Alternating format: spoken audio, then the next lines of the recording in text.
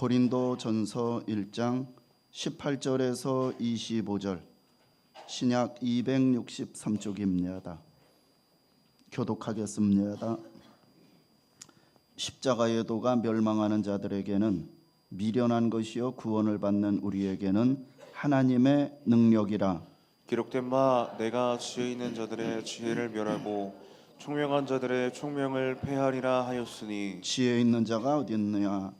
선비가 어디 있느냐? 이 세대의 변론가가 어디 있느냐? 하나님께서 이 세상의 지혜를 미련하게 하신 것이 아니냐? 하나님의 지혜에 있어서는 이 세상이 자기 지혜로 하나님을 알지 못하므로 하나님께서 전도에 미련한 것으로 미련한 자들을 구원하시기를 기뻐하셨도다. 유대인은 표적을 구하고 헬라인은 지혜를 찾으나 우리는 십자가에 못 박힌 그리스도를 전하니 유대인에게는 거리끼는 것이요 이방인에게는 미련한 것이로되 오직 부르심을 받은 자들에게는 유대인이나 헬라인이나 그리스도는 하나님의 능력이요 하나님의 지혜니라. 하나님의 어리석음이 사람보다 지혜롭고 하나님의 약하심이 사람보다 강하니라. 아멘. 아멘. 하나님이 인간 구원을 향한 최고의 지혜가 십자가다. 그런 내용입니다. 즉 십자가는 인간을 구원하기 위한 하나님의 최고의 지혜다라는 그러한 내용으로 같이 말씀의 은혜를 나누고자 합니다. 특별히 고린도 전서를 읽었습니다. 고린도 전서가 이제 그 고린도 교회가 나오게 된 그 배경과 문제가 무엇인지 그것을 먼저 서론으로 지도로 소개하면서 여러분들과 함께 은혜 나누고자 합니다. 바울이 소아시아에서 이제 제2차 선교 여행을 하던 중에 어느 날 밤에 한 환상을 봅니다. 그 마게도냐 사람이 나타나서 마게도냐로 건너와서 우리를 도우라는 이러한 한 환상을 보았습니다. 바울은 이것이 하나님의 부르심인 줄 알고 곧바로 바다를 건너서 지금의 그리스라는 그러한 도로 돌아갑니다. 그리스라는 것은 나라고 저 보면은 마게도냐라는 것은 하나의 도라고 보면 됩니다. 그리고 그 안에 여러 가지 시가 있습니다. 이제 그리스라는 나라로 돌아갑니다. 그리고 여러 도시를 거쳐서 그리스 남쪽의 항구 도시 고린도에 이르러서 복음을 전하였습니다. 그렇게 해서 고린도 교회가 세워졌습니다. 그런데 고린도 교회는 은혜도 많았지만 문제도 많았습니다. 교회 안에 분쟁이 일어났고 파벌이 있었고 세상의 가치관이 이 고린도 교회 깊숙이 세상의 가치관이 파고 들어왔습니다. 이제 그 문제를 바로잡기 위해서 파벌과 싸움과 세상의 가치관 속에서 찌들려 있는 이 고린도 교회를 향하여 바울이 편지를 써서 보냅니다. 그것이 바로 고린도 전서입니다.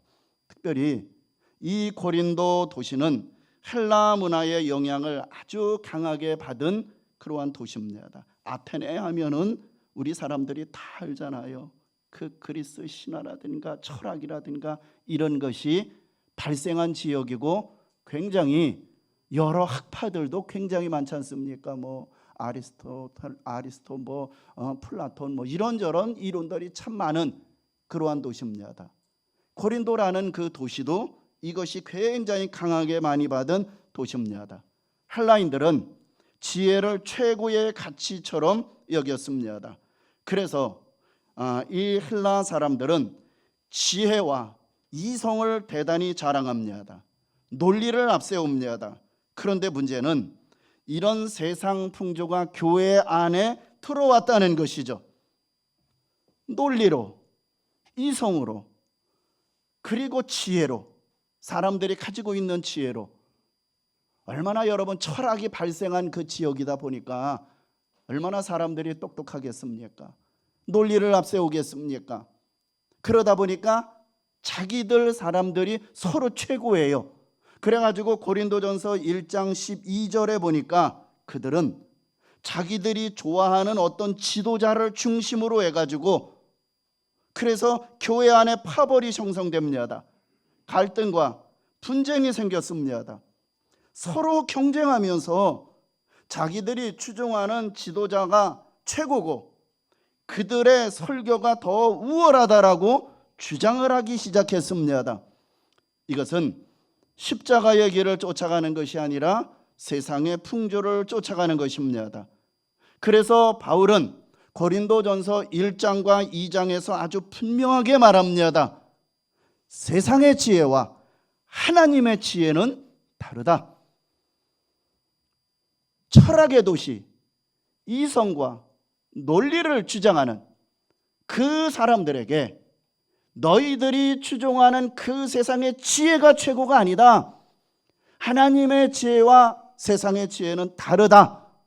고린도전서 1장 2장에서 바울이 그들에게 강력하게 전해주고 있습니다.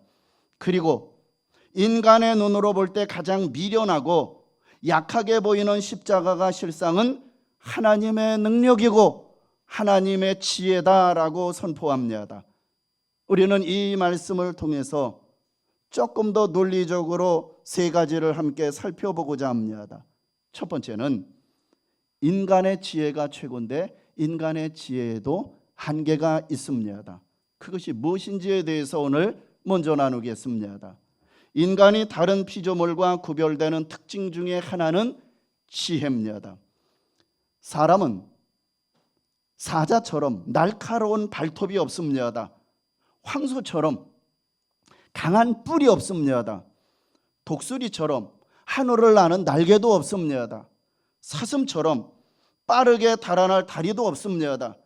그런데 인간이 만물의 영장이 될 수 있었던 것은 바로 지혜 때문이라고 생각합니다. 하나님께서 인간에게 생각하는 능력, 분별하는 능력, 창조적으로 활용하는 능력을 주셨기 때문입니다. 인간들은 자연을 관찰하여 법칙을 발견해냅니다.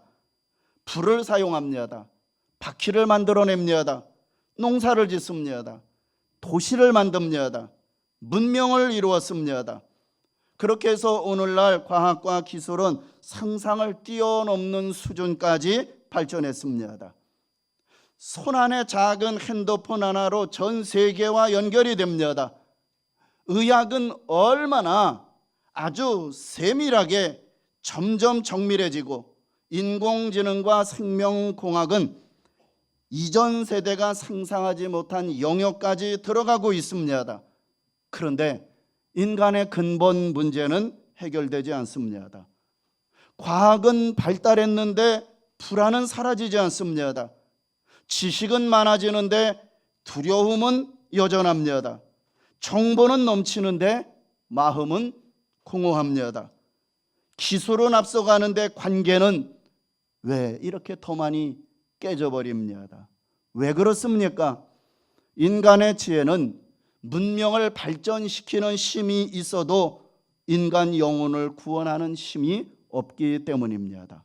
인간은 자연 법칙을 어느 정도 밝혀낼 수는 있습니다.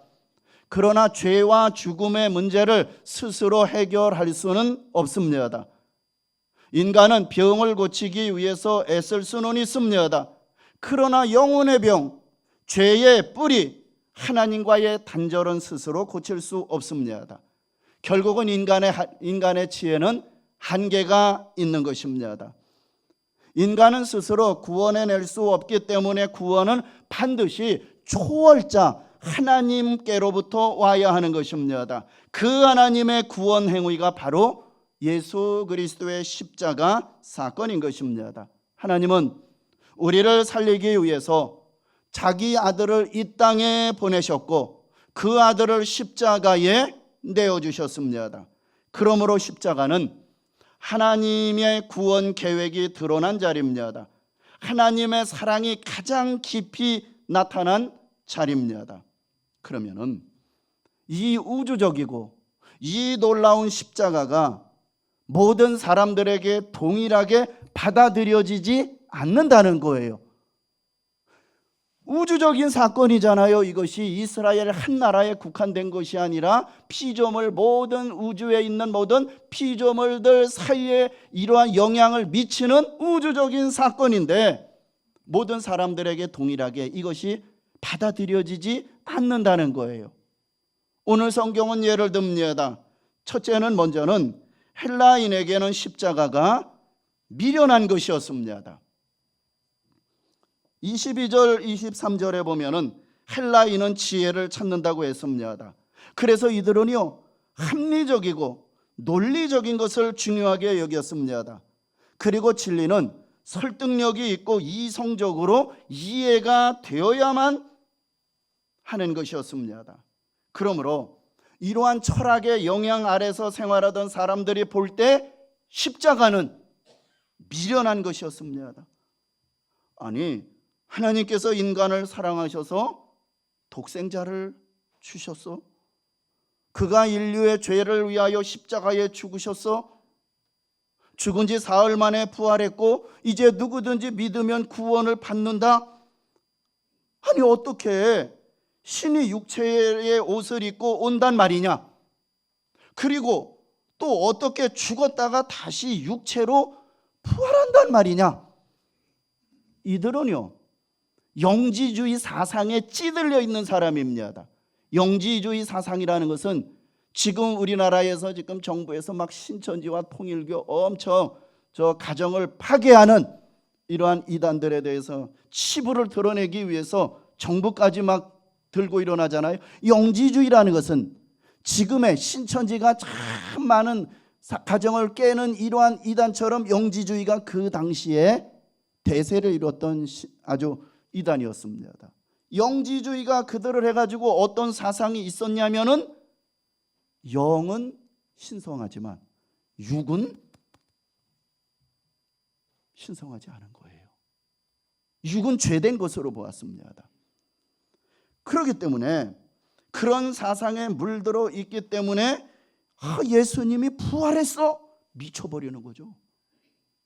영만 주장하고 육체는 부인하는 이러한 사람들이 부활했다는 이 사상 이런 것에 헬라인들의 귀에는 이것이 도무지 말이 안 되는 이야기로 들렸습니다. 그래서 십자가를 뭐라고 말합니까? 미련한 것이다. 치부해 버렸습니다. 여러분, 능력 있는 신이라면은 강해야 되지 않겠습니까? 위엄이 있어야 되지 않겠습니까? 영광스럽고 당당해야 하지 않겠습니까? 그런데 십자가는 약함의 상징이네요. 패배처럼 보입니다. 수치스러워 보였습니다. 그래서 십자가는 인간의 이성으로는 도저히 받아들이기 어려운 것. 그래서 헬라인들은 십자가는 미련한 것이다.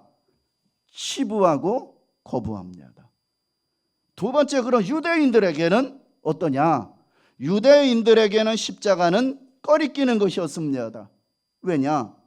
유대인은 표적을 구하는 일에 익숙했습니다. 표적은 초자연적인 기적입니다. 여러분, 이스라엘이라는 이 나라가 합법적으로 만들어질 때 기적적으로 만들어졌잖아요. 애굽에서 종살이를 할 때 거기에서 어떻게 출애굽 나왔습니까? 하나님의 초자연적인 기적이잖아요. 모세를 통하여서 10가지 재앙을 통하여서 마지막 장자 죽임을 통하여서 저들이 출애굽을 했지 않습니까? 그리고 홍해가 갈라지네요. 광야에서 먹을 것이 없는데 하늘에서 만나가 떨어지네요. 물이 없을 때 반석에서 물이 나옵니다. 그리고 낮에는 뜨겁고 밤에는 추우니까 불기둥, 구름기둥으로 인도하네요. 듣도 보지도 못했던 만나를 먹습니다. 그러니까 이스라엘 백성들은 표적으로 시작했고 표적으로 이어져 온 민족이라는 할 수 있는 것입니다. 그러므로 유대인들이 기대하는 메시아는 과연 어떤 분이겠습니까? 압도적으로 권능을 보여줘야 되는 분이고 저 원수 로마를 단번에 꺾어야 되는 분이고 눈에 보이는 기적을 나타내는 분이셔야만 했습니다. 그런데 예수님은 어떠셨습니까? 자기들의 생각과 달리 십자가에 달리시네요. 잡히십니다. 모욕당합니다. 피 흘리십니다. 죽습니다. 유대인들이 볼 때 이거 도저히 믿을 수 없는 일이었습니다. 이들은요, 구약 성경에 대해서 너무나도 잘 알고 있어요. 그냥 태어나면은 구약 성경을 배웠어요. 읽었습니다.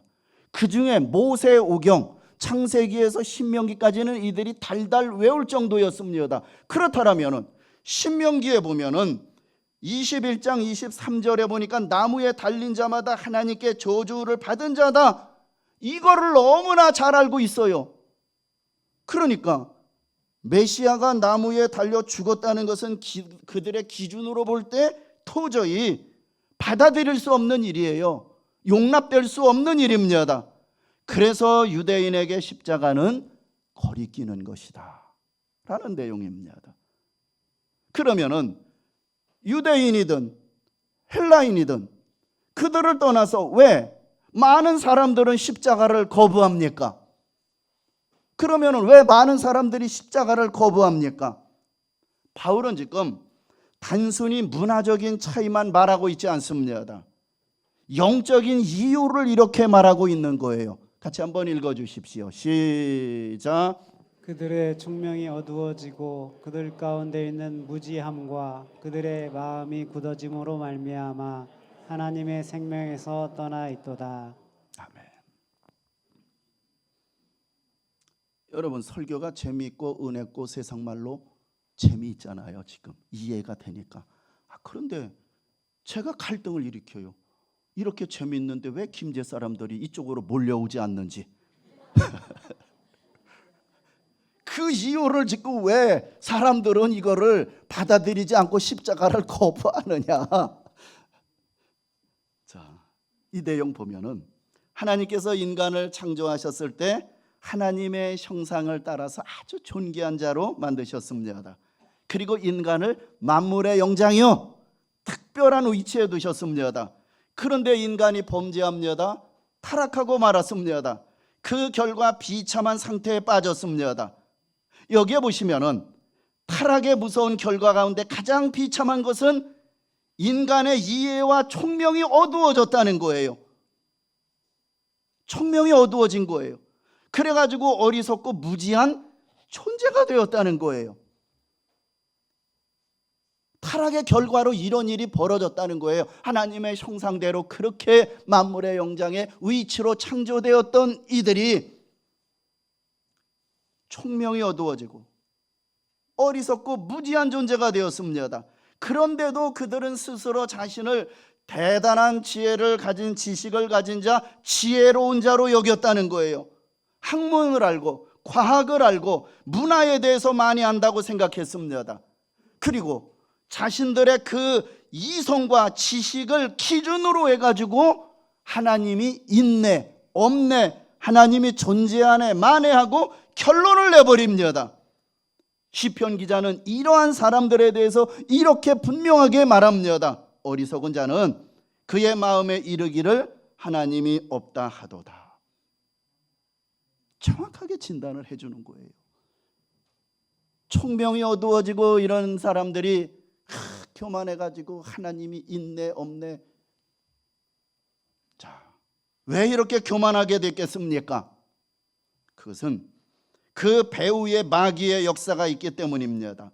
마귀가 그들의 마음을 어둡게 했기 때문입니다. 왜 그들이 죄를 짓습니까?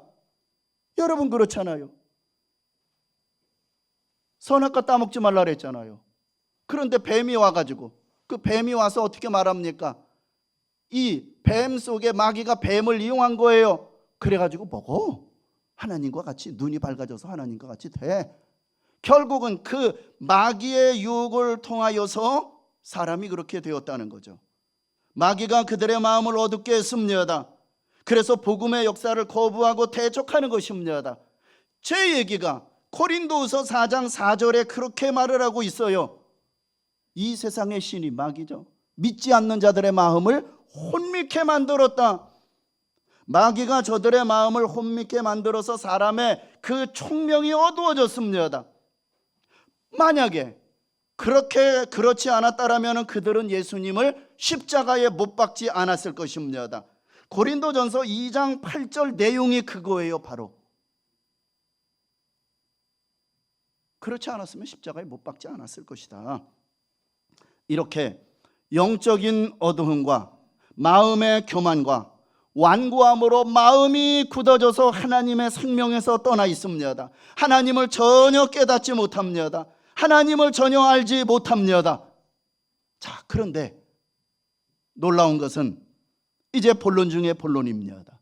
그런데 놀라운 것은 세 번째, 이렇게 미련하게 보이고 꺼리끼는 보이는 십자가가 실상은 하나님의 지혜라는 것입니다. 오늘 24절에 그것을 말하고 있습니다. 한번 읽을까요? 시작. 오직 부르심을 받은 자들에겐 유대인이나 헬라인이나 그리스도는 하나님의 능력이요 하나님의 지혜니라. 십자가는 하나님의 능력이요 하나님의 지혜인데 누가 이것을 깨닫습니까? 부르심을 받은 자. 곧 누굽니까? 성령께서 마음을 열어주신 자들이 깨닫는 거예요. 십자가는 인간의 머리로는 아는 진리가 아닙니다. 성령께서 우리의 마음을 열어주실 때 비로소 이것이 하나님의 길이구나 라고 믿어지게 되는 것입니다. 그렇습니다. 첫 번째, 십자가는 우리의 죄 문제를 해결하는 하나님의 지혜인 것입니다. 인간의 가장 큰 문제는 하나님을 떠난 상태입니다. 하나님의 통치를 거부한 것이 거절한 상태입니다. 그 결과 인간 안에 어둠이 들어왔고 죽음이 들어왔고 두려움과 분열과 파괴가 들어왔습니다. 이 문제를 해결하기 위해서 하나님은 대속의 길을 열었습니다. 죄 없으신 예수님께서 우리 대신 죄의 형벌을 받으셨습니다. 우리가 받아야 할 심판을 대신 받으셨습니다. 그래서 십자가는 하나님의 공의와 하나님의 사랑이 동시에 만나는 자리입니다. 공의와 사랑이 무엇입니까? 공의가 무시되지 않았습니다. 죄를 졌기 때문에 반드시 죄값을 치러야 됩니다. 공의가 무너지지 않습니다. 죄값은 반드시 치러졌습니다. 사랑도 포기되지 않았습니다. 그 죄값을 누가 대신 받았습니까? 하나님의 아들 예수님이 직접 십자가에서 죽었어요. 하나님의 공의와 하나님의 사랑이 동시에 실현된 장소가 바로 십자가, 이것이 하나님의 지혜인 것입니다. 인간은 전혀 생각하지 못한 길입니다. 인간은 전혀 만들어낼 수 없는 길입니다. 오직 하나님만이 하실 수 있는 유일한 구원의 길인 것입니다. 두 번째, 십자가는 사탄의 권세를 깨트리는 하나님의 지혜입니다. 자, 성경은 사탄이 교만으로 하나님께 반역을 했어요. 하나님의 보좌에서 하나님을 찬양해야 할 이 사탄이 결국은 반역을 했어요. 교만이 들어가지고 결국 어떻게 됩니까? 하나님의 보좌에서 쫓겨나잖아요. 그래가지고 사람들 공중에 와가지고 사람들에게 공포의 대상이 됩니다. 에베소서에 보면은 이것이 세상의 임금이라 그랬어요. 인간을 미혹해서 하나님을 떠나게 만들었습니다. 아담과 하와의 번제는 단순히 열매 하나 따먹은 사건이 아니라는 거죠. 그것은 하나님 말씀보다는 사탄의 말을 더 믿고 따른 사건인 것입니다. 그래서 인간은 죄와 사망의 권세 아래 놓이게 되었습니다. 그런데 예수 그리스도께서 십자가에서 죽으시고 부활하심으로 사망 권세를 깨뜨리셨습니다. 죄와 사망의 권세를 이기셨습니다. 그리고 다시 만물이 하나님과 화해하고 화평하게 되었습니다. 골로새서 1장 읽어주십시오. 시작. 그의 십자가의 피로 화평을 이루사 만물 곧 땅에 있는 것들이나 하늘에 있는 것들이 그로 말미암아 자기와 화목하게 되기를 기뻐하심이라. 아멘. 십자가는 하나님과 인간의 화목만이 아니더라고요. 예수 그리스도의 죽음을 통해서 그 하나님과 분리되었고 분리되었던 사람들 사이에서도 분리되었던 전 우주가 십자가를 통해서 다시 통일이 되었습니다. 성경 한번 읽겠습니다. 시작. 하늘에 있는 것이나 땅에 있는 것이 다 그리스도 안에서 통일되게 하려 하심이라. 아멘. 하늘에 있는 천사들이죠. 땅에 있는 모든 것들이 그리스도 안에서 이제 십자가 사건을 통하여서 서로 하나 통일되게 하셨다. 십자가의 죽음과 부활의 영광으로 말미암아 온 우주가 그리스도 안에서 다시 통일되었습니다. 이것은 장엄한 하나님의 구원의 역사요, 온 인류를 회복시키고자 하는 하나님의 계획이요, 하나님의 비밀이요, 하나님의 지혜입니다. 영원 전부터 가지고 계셨던 하나님의 계획이었는데 그동안 감추어 잊어 있다가 이제 복음을 통하여 온 세상에 드러나게 되었습니다. 그런데 그 드러난 것, 이것이 십자가는 교회를 통하여 선포되는 하나님의 지혜, 감추어졌던 것들, 이 하나님의 놀라운 계획과 지혜가 무엇을 통하여서 되었느냐? 교회를 통하여 선포되는 하나님의 지혜. 무슨 얘기입니까? 이 놀라운 비밀이 교회를 통해서 드러냈다는 이야기는, 자, 에베소서 3장 10절을 한번 보십시오. 시작. 이는 이제 교회로 말미암아 하늘에 있는 통치자들과 권세들에게 하나님의 각종 지혜를 알게 하려 하심이니. 뭐를 통해서요? 뭐로 말미암아요? 교회로 말미암아. 놀라운 말씀입니다. 천사들도 몰랐다 그랬잖아요. 천사들도 하나님의 그 온 우주를 계획하고자 하는 하나님의 그러한 원대한 뜻을 천사들에게도 가르쳐 주지 않았어요. 천사들도 알지 못했던 이 하나님의 비밀, 세상이 상상하지도 못했던 하나님의 구원의 계획을 하나님께서는 교회를 통해서 드러낸다는 거예요. 그것이 무엇입니까? 그것은 교회가 선포하는 복음이었습니다. 그것이 바로 하나님의 신비하고 놀라운 지혜라는 거죠.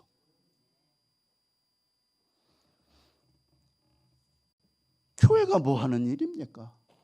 하나님의 복음을 선포하는 곳 아닙니까?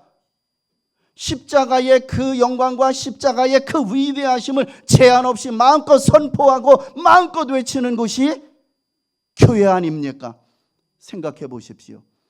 성자 하나님이 이 땅에 아기로 태어날 줄 누가 상상이나 있겠습니까? 십자가에서 무기력하게 죽으신 그분이 하나님의 아들이라고 감히 누가 상상했겠습니까? 그런데 하나님의 아들이 십자가에 죽었습니다. 이로써 다 끝난 것 같습니까? 3일 만에 대반전의 역사가 이루어집니다. 다시 부활한 것입니다.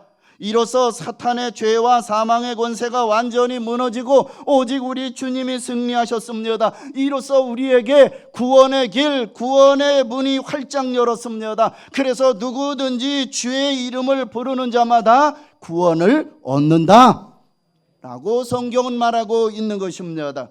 이것이 영원 전부터 그리스도 안에서 작정하신 하나님의 계획입니다. 이 기이한 하나님의 계획을 천사들도 알지 못했어요.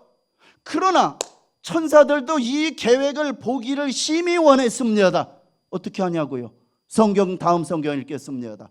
총색만이요. 시작. 이것은 하늘로부터 보내신 성령을 힘입어 복음을 전하는 자들로 이제 너에게 알린 것이요 천사들도 살펴보기를 원하는 것이니라. 천사들도 보기를 원했던 거예요.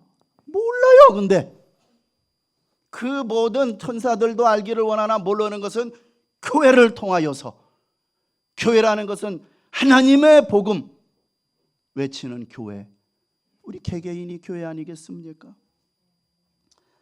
하나님의 지혜는 모든 인류를 죄로부터 구원하여 영생을 주시는 것입니다. 십자가는 하나님의 최고의 지혜인 것입니다. 말씀을 정리를 하고 결론으로 나가고자 합니다. 우리는 눈부신 과학과 기술 시대를 살아가고 있습니다. 사람의 능력이 대단하게 보이는 시대입니다.